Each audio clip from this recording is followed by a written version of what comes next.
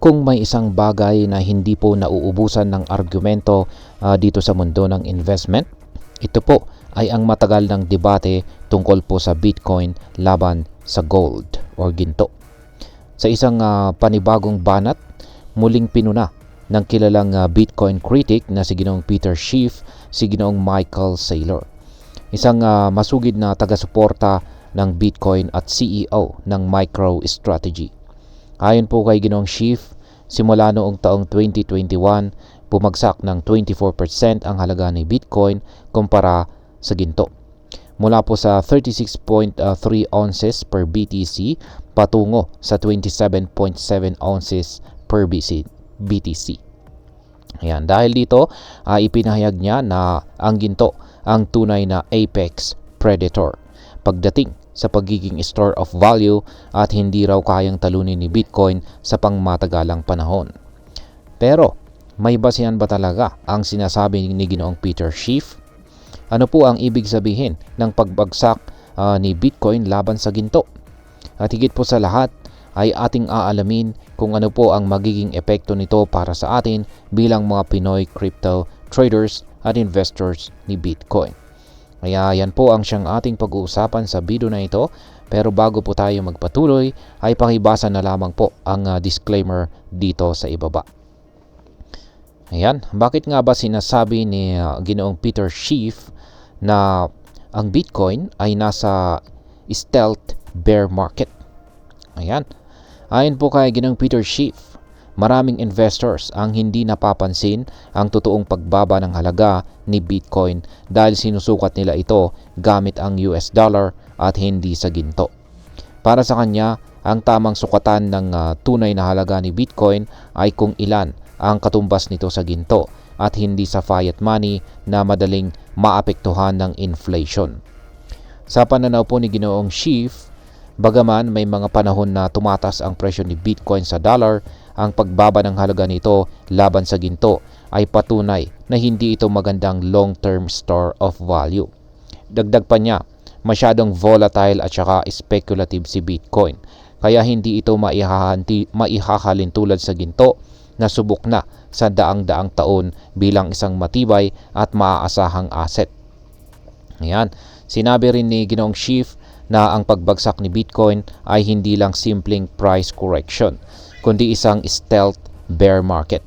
Ibig sabihin, bagaman mukhang hindi po gaanong halata sa mga price charts sa US dollar, ang tunay na halaga ng Bitcoin ay palihim na bumabagsak kapag ikinumpara sa real assets tulad ng gold. Ngayon ay ano po ang sagot ng mga Bitcoin supporters, lalong-lalo na itong si Ginoong Michael Saylor. Ayan. Habang matindi po ang pagpuna ni Ginoong Peter Schiff dito kay Bitcoin, hindi naman natitinag si Ginoong Michael Saylor at ang iba pang mga Bitcoin advocates. Para sa kanila, hindi patas na ikumpara si Bitcoin sa gold dahil magkaiba ang fundamentals ng dalawang assets. Ayon po kay Ginoong Saylor, ang Bitcoin ay isang digital asset na may kakayahang maging global currency, habang ang ginto naman ay isang traditional na commodity na ginagamit bilang store of value. Bukod dito, kahit na bumagsak ng 25% ang presyo ni Bitcoin ngayong taong 2025, ayon po yan sa isang report, 95% ng mga investors sa US Bitcoin ETF ay hindi pa rin nagbebenta ng kanilang holdings. Ibig sabihin, marami pa rin ang naniniwala kay Bitcoin bilang isang valuable asset sa hinaharap. Ang kumpanyang MicroStrategy ay patuloy rin sa pag-iipon ng Bitcoin kahit na may mga bumabatikos sa kanilang investment strategy.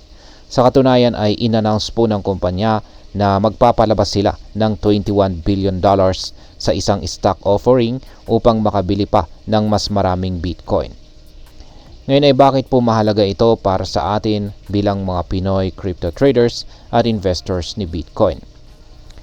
Ayan, una ay mas lumalawak po ang usapan tungkol sa tunay na halaga ni Bitcoin. Kung totoo ngang mas bumababa ang halaga ni Bitcoin laban sa gold, baka kailangan po nating pag-isipan kung ito ba ay isang mahalagang bear market o simpleng price fluctuation lamang. Pangalawa, mas nagiging mahalaga po ang diversification.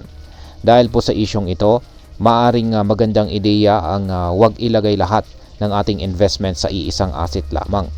Kung ikaw po ay isang crypto holder, baka magandang pag-isipan ang pagdagdag ng ginto o iba pang mga real assets sa ating portfolio para po sa long-term stability.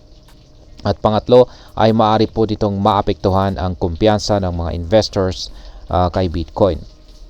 Kung magpapatuloy po ang pagbaba ng Bitcoin laban sa gold, maaari pong mawalan ng gana ang ilang investors at lumipat sa mas stable na assets. Ngunit sa kabilang banda, maaari rin itong magbukas ng opportunity para sa mas murang pagbili ng Bitcoin sa dip. Ngayon ay ano naman ang aking masasabi tungkol dito? Ayan, ang debate po sa pagitan ng Bitcoin at gold ay hindi po basta-bastang matatapos. Yan, kung ikaw po ay nasa panig ni Ginoong Peter Schiff, ayan po siya, yung nandito sa ating bandang kaliwa, maring isipin mo ang ginto ay ang pinakaligtas na asset para sa long-term store of value. Subok na ito sa kasaysayan at hindi ito kasing volatile ni Bitcoin. Yan, kung panig ka naman kay Ginoong Michael Saylor, siya po yung nandito sa ating bandang kanan.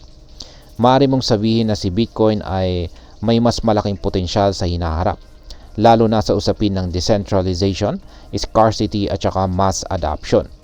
Kahit bumagsak man ito laban sa ginto ngayon, maaring umangat ito muli kapag mas dumami ang investors na magtitiwala rito.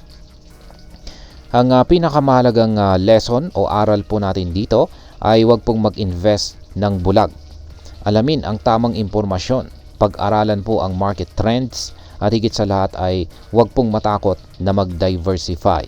Sa ganitong paraan, mas magiging handa po tayo sa anumang pagbabago sa financial markets. Bitcoin man yan o ginto. At ayan, hanggang dito na lamang po tayo sa video na ito mga ka-crypto. Marami pong salamat sa panonood. Ingat po tayo lagi at God bless po sa ating lahat.